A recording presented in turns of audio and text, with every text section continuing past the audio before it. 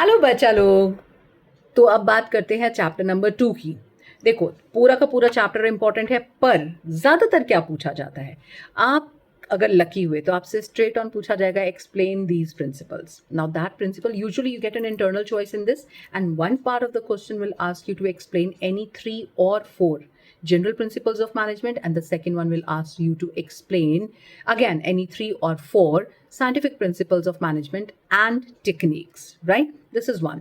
Second, you may be asked to identify the principles given in the case study, quote them and explain them, or either of it. Again, identification मतलब आपको कुछ लिखना नहीं है, आपको सिर्फ identify करना है विच प्रिंसिपल, और that's it. So if it's just about identify the principles, you are not going to quote, सिर्फ आइडेंटिफाई कीजिए.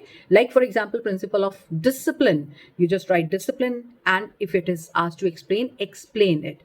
If you're asked to quote, then only you are going to write the quote, otherwise not. And quote always should be written in neat clean. So first write the quote, then the principle that has been identified, and if the question so asks, then explain it, otherwise don't explain it, right? So this is the second category of question where you'll be asked to identify the principles given in the case study or the principles violated.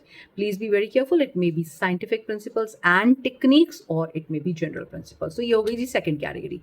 And the third category is where you are asked to give the importance of principles of management. Most of the students, they miss on to this, but importance of principles of management is absolutely important, right?